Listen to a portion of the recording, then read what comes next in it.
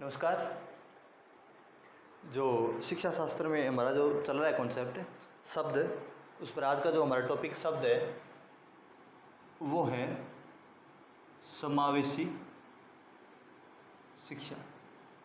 हम इस शब्द के अर्थ पर और इससे जुड़े हुए प्रश्नों पर क्या करेंगे, चर्चा करेंगे पूर्व की भांति।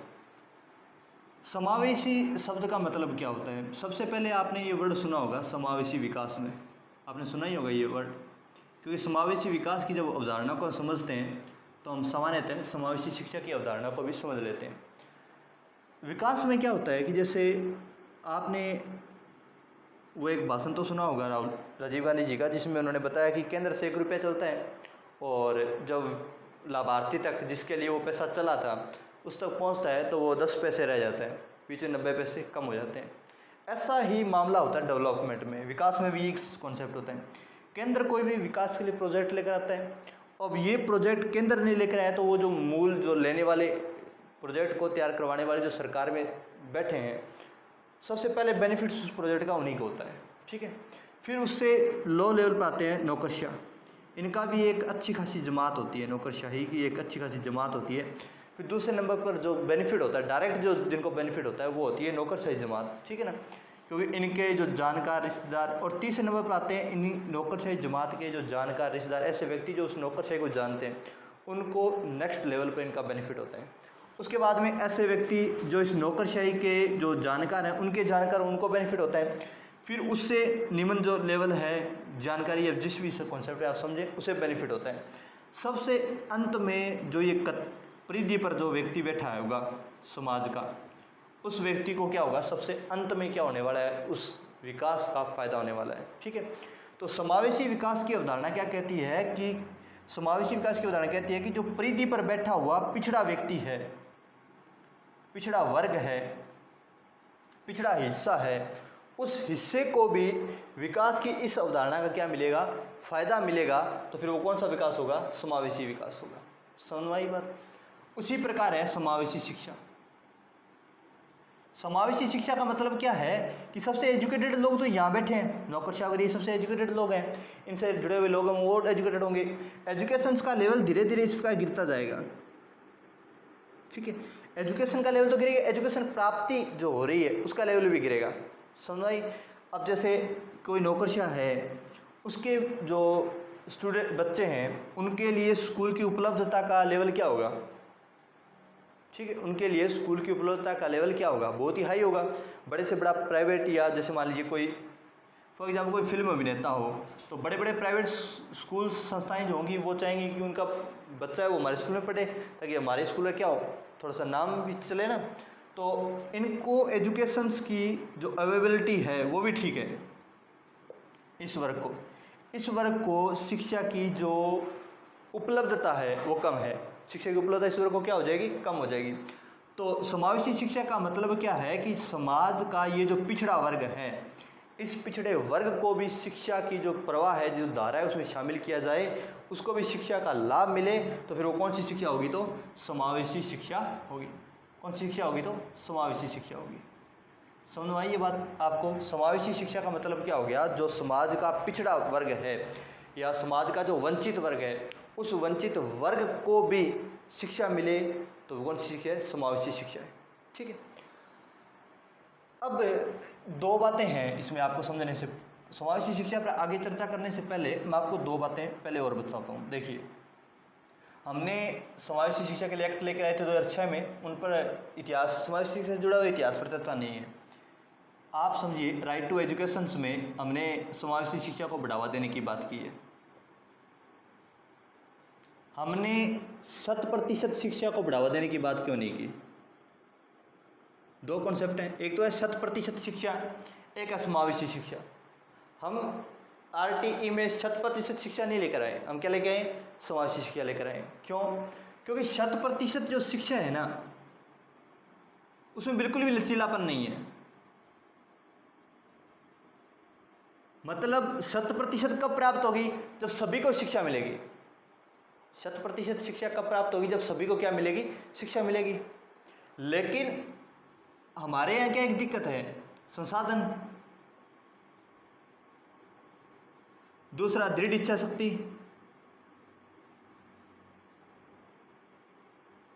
सबसे बड़ी तो दिक्कत है दृढ़ इच्छा शक्ति। ये राजनीतिक स्तर पर और सभी स्तर पर है, लगभग राजनीतिक स्तर पर मेजरली है। दृढ़ इच्छा शक्ति सबसे कमी, इसके कारण 100% शिक्षा अभी प्राप्त हम नहीं कर सकते। संसाधनों की कमी भी है जिसके कारण हम 100% शिक्षा अचानक से प्राप्त नहीं कर सकते। और आर्थिक या अन्य जो मामले हैं उन मामलों को भी हम शामिल कर लें जिनके कारण हम 100% शिक्षा अचानक से प्राप्त नहीं कर सकते। इसलिए हमने इसमें बिल्कुल भी लचीलापन नहीं था, क्योंकि 100 का मतलब 100 ही होता है। अगर एक बंदे को भी नहीं मिली तो 99 पॉइंट डॉन ब्रैडमैन वाला मामला हो जाएगा।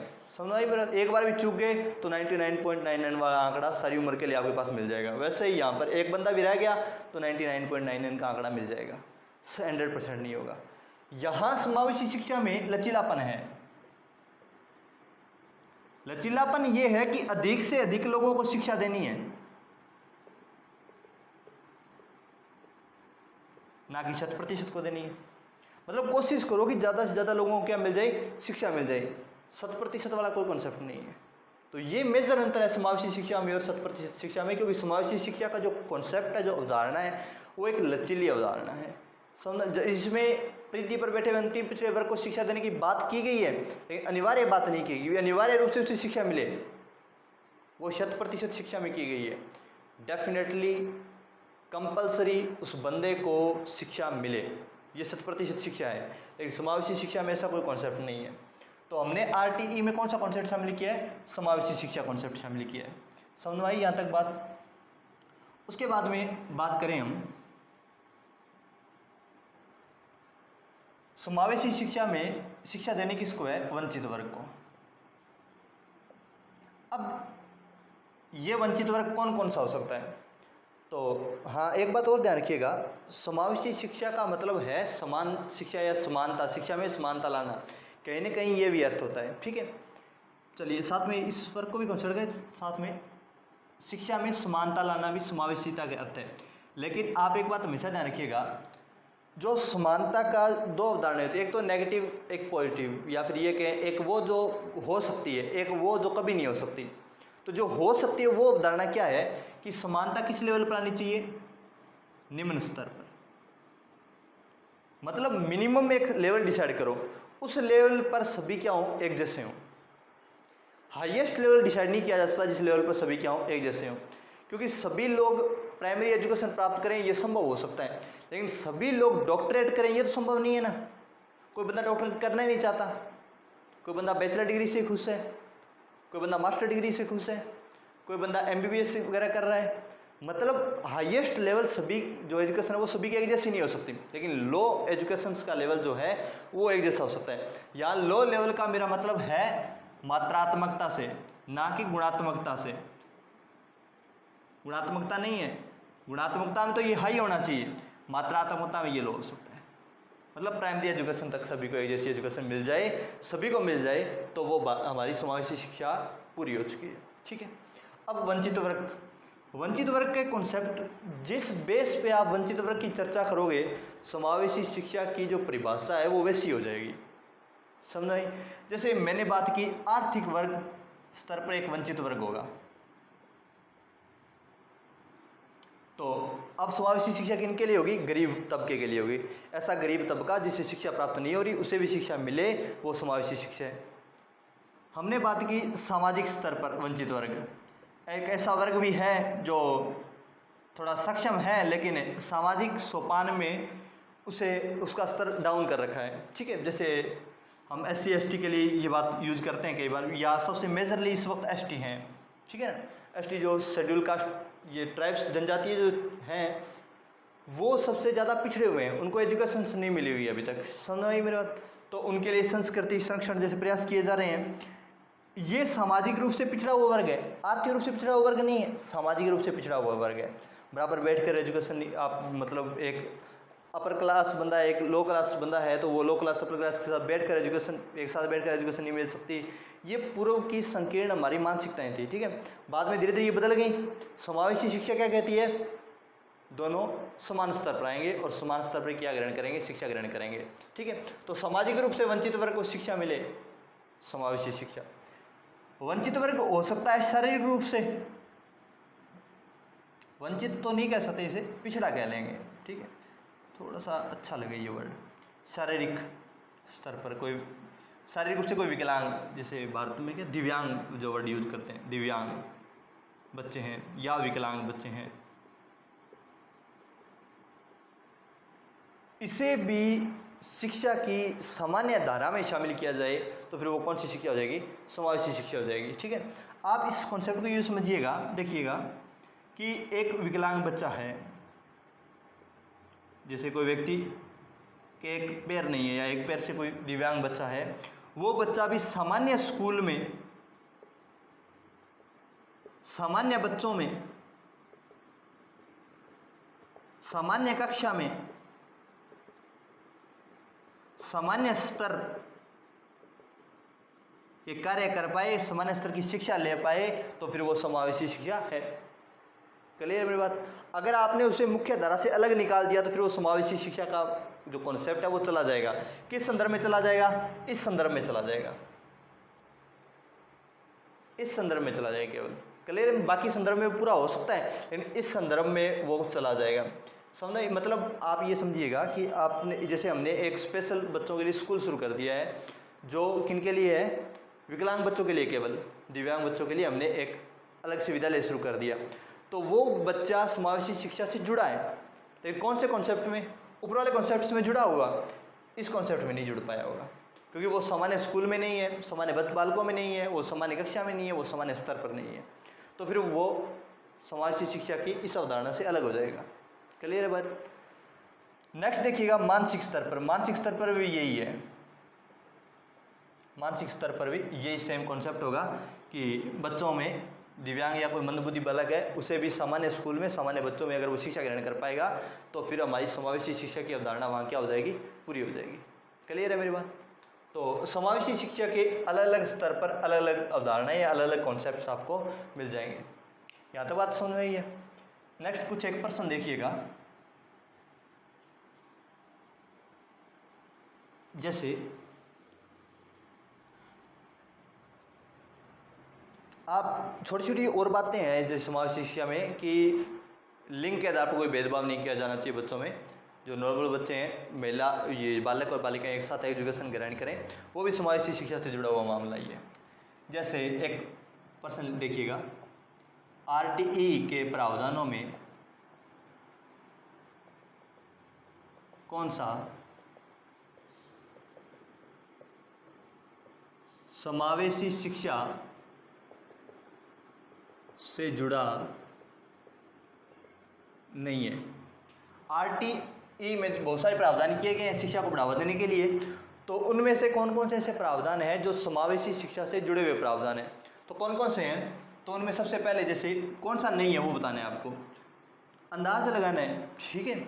तो जैसे सबसे पहले 3 किमी के दायरे में, ये 2 से 3 किमी के दायरे में प्राथमिक विद्यालय की स्थापना करना। दूसरा, निजी विद्यालयों में प्रथम कक्षा में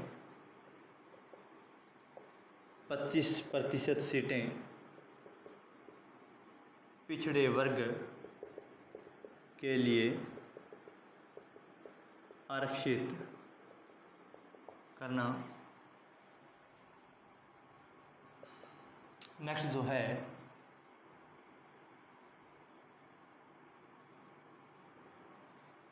निजी व सरकारी प्राथमिक विद्यालयों में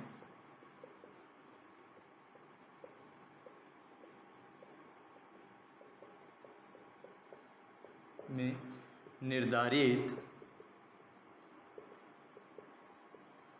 शैक्षणिक योग्यता के अध्यापकों को अध्यापन में लगाना।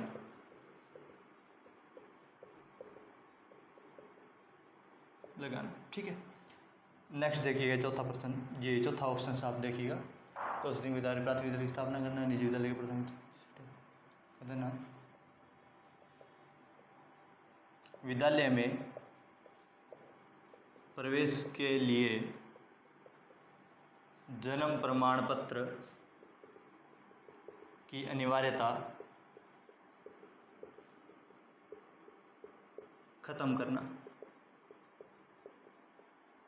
ठीक है, और ऑप्शन दिए जाए इतने बहुत हैं, इतने बहुत हैं। चलो 4 ऑप्शन में आपके हिसाब से कौन सा ऑप्शन ठीक बैठेगा? ठीक है, भी 2 से 3 की में तो आपने कोई एक ऑप्शन मेरे हिसाब से चुन लिया होगा। देखिए 2 से 3 किमी के दायरे में प्राथमिक विद्यालय की स्थापना करना। 2 से 3 किलोमीटर के दायरे में, मतलब 2 से जहाँ गांव वगैरह है या प्रत्येक बच्चे के 2 या 3 किलोमीटर के दायरे में स्कूल होना चाहिए। शिक्षा उस तक पहुँच रही है कि नहीं पहुँच रही? मतलब शिक्षा उस तक पहुँचाने का प्रयास है या ये नहीं है? ये एक ऐसा प्रयास है जिससे उस बच्चे तक, प्रत्येक बच्चे तक शिक्षा पहुँचेगी। ये एक अच्छा प्रयास था। तो ये समावेशी शिक्षा से की जो मूल अवधारणा है उससे जुड़ा हुआ है। नेक्स्ट देखिएगा, निजी विद्यालयों में प्रथम कक्षा में 25% सीटें पिछड़े वर्ग के लिए आरक्षित करना। मतलब कोई बच्चा है जिसके 2 से 3 किमी के दायरे में कोई सरकारी संस्था नहीं है, तो उसके लिए उन्होंने क्या प्रयास कर दिया कि 25% सीटें हैं वो फ्री निःशुल्क आरक्षित की गई हैं। आप जानते हैं पूरा कॉन्सेप्ट, कहाँ आरक्षित की गई हैं? निजी विद्यालयों में, पैसे सरकार देगी। बच्चे के पास शिक्षा पहुँचने का मार्ग आसान हुआ है कि नहीं हुआ? हुआ है, हुआ है। मतलब वो अच्छी शिक्षा प्राप्त करेगा। और निजी विद्यालयों में अगर उसके नज़दीक कोई निजी विद्यालय है तो बच्चा 3 किलोमीटर दूर सरकारी विद्यालय में जाने से बेहतर है कि 1 किलोमीटर या 500 मीटर दूरी पर जो निजी विद्यालय है उसमें चला जाएगा, क्योंकि जाने के लिए उसे ऑप्शन मिला है, 25% सीटें हैं, वहाँ वो एडमिशन ले सकता है। प्राथमिक कक्षा से 8वीं कक्षा तक पूरा कॉन्सेप्ट आप समझ चुके होंगे। हम केवल शब्द पर चर्चा करेंगे। निजी व सरकारी प्राथमिक विद्यालयों में निर्धारित शैक्षणिक योग्यता के अध्यापकों को अध्यापन हेतु लगाना। मतलब एक मिनिमम शैक्षणिक योग्यता होती है प्रत्येक अध्यापक की। वो शैक्षणिक योग्यता जिन अध्यापकों में है वो अध्यापक ही विद्यालय में क्या करवाएंगे? अध्यापन करवाएंगे। तो इससे उस बच्चे के नज़दीक शिक्षा पहुंचेगी। मतलब ये जो है वो गुणवत्ता जरूर सुधारेगा, शिक्षा की गुणवत्ता तो जरूर सुधारने में बेहतर है। ये गुणात्मक शिक्षा को बढ़ावा दे रहा है, लेकिन समावेशी शिक्षा के नज़दीक कम है, क्योंकि समावेशी शिक्षा में शिक्षा उसके नज़दीक पहुंचनी चाहिए। उसके नज़दीक वाला तो कोई कॉन्सेप्ट ही नहीं है।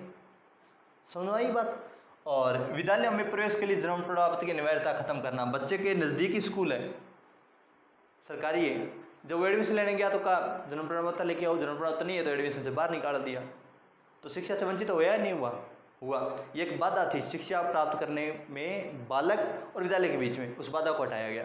समावेशी शिक्षा के इस संदर्भ में ये ठीक था। तो यहाँ हम कौन सा ऑप्शन उठाएंगे? ऑप्शन 3। ऑप्शन 3 जो है वो गुणात्मक शिक्षा से जुड़ा हुआ है, ना कि समावेशी शिक्षा से जुड़ा हुआ है। समझ आई ये बात? नेक्स्ट जैसे प्रश्न देखिएगा, आप इसका उल्टा भी किया जा सकता है। जैसे कौन सा है वो गुणात्मक शिक्षा से जुड़ा हुआ है या समावेशी शिक्षा से जुड़ा हुआ नहीं है, इस संदर्भ में और भी कई प्रश्न बनाए जा सकते हैं आरटी में। आप भी चुनाव कीजिएगा, आरटी के जितने भी एक्ट धाराएं हैं, जितनी भी धाराएं हैं, उन सभी धाराओं को अध्ययन कीजिएगा और उनमें चुनाव कीजिए कौन कौन सी समावेशी शिक्षा को बढ़ावा दे रही है और कौन सी गुणात्मक शिक्षा को बढ़ावा दे रही है। आप एक बात ध्यान रखिएगा, कई बार क्या होता है कि ऑप्शंस में हमें सबसे बेहतर चुनना होता है या सबसे घटिया चुनना होता है। जैसे यहाँ पे सबसे बुरा जो है ना समावेशी शिक्षा में वो चुनना है, वैसे वो भी समावेशी शिक्षा में अप्रत्यक्ष रूप से सहयोग कर रहा था, लेकिन हमें सबसे बेहतर जो है वो रखने हैं और सबसे लो लेवल का हटाना है। जैसे दूसरा प्रश्न समावेशी शिक्षा पर ही देखिएगा, समावेशी शिक्षा से जुड़े हैं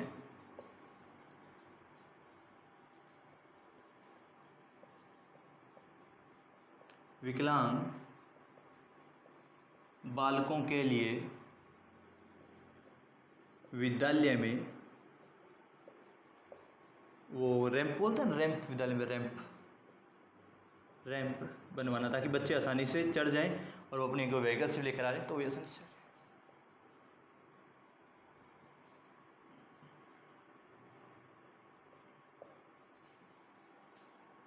नहीं है बताना है। ठीक है, और आप नेक्स्ट देखिएगा, बालक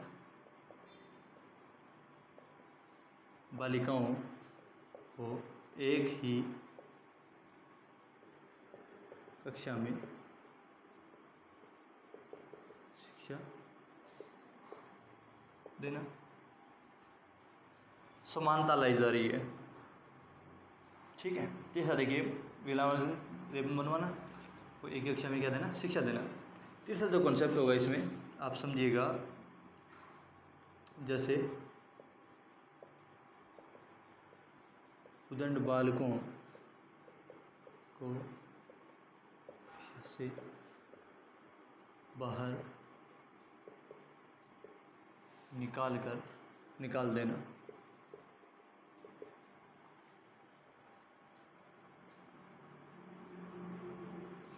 चौथा, उच्च बुद्धि लब्धि के बालकों को निम्न बुद्धि लब्धि के बालकों के साथ पढ़ाना। उच्च बुद्धि लब्धि के बालक हैं, उन्हें निम्न बुद्धि लब्धि के बालकों के साथ पढ़ाना। तो कौन सा समाज शिक्षा से जुड़ा हुआ नहीं है, तो 3 नंबर है, क्योंकि 3 नंबर में क्या है कि बच्चों को मुख्य धारा से क्या किया जा रहा है, अलग किया जा रहा है। मतलब वो सामान्य क्लास में जहाँ शिक्षा लेनी चाहते हैं उस क्लास से, अगर मान लीजिए ये हो ना, बाल निकाल कर अलग पढ़ाना, भी वो क्लास डिस्टर्ब कर रहे हैं इसलिए उन्हें अलग पढ़ाना, तो अभी ये समावेशी शिक्षा के जो मूल अवधारणा है उससे जुड़ा हुआ मामला नहीं है, क्योंकि उन्हें सामान्य कक्षा में उन्हें शिक्षा दी जाए वो मूल है कॉन्सेप्ट। शिक्षा उन्हें मिल रही है, तो आप ये सोचेंगे भी शिक्षा तो उन्हें मिल रही है, शिक्षा की मूल क्या धारा में तो है, लेकिन मैंने आपको बताया कि समावेशी शिक्षा के कई कॉन्सेप्ट हैं, किसी एक कॉन्सेप्ट में तो ये बेस्ट नहीं है ना, तो उस कॉन्सेप्ट में जिसमें समान हो, सभी एक जैसे हों, सभी को एक ही स्तर की शिक्षा मिले या एक स्तर पर सभी को शिक्षाएं मिले, उस कॉन्सेप्ट में ये फिट नहीं बैठ रहा। और उच्च बुद्धि लब्धि बालकों निम्न बुद्धि लब्धि के बालकों कॉन्सेप्ट लाना है, मतलब इक्वल रखना है उनको। बालक बालिकाओं को, विकलांग बच्चों को सामान्य कक्षाओं में आने के लिए रैंप बनवाए जा रहे हैं, तो समानता को बढ़ाया दिया, समावेशी शिक्षा से जुड़ा हुआ मामला है। बालक बालिकाओं को एक ही कक्षा में शिक्षा दी जा रही है, ये भी समावेशी शिक्षा से जुड़ा हुआ मामला है। क्लियर है मेरी बात? तो समावेशी शिक्षा से जुड़ा हुआ कोई और कॉन्सेप्ट आपके दिमाग में हो तो कल ले आइएगा, उस पर चर्चा कर लेंगे। ठीक है, थैंक यू।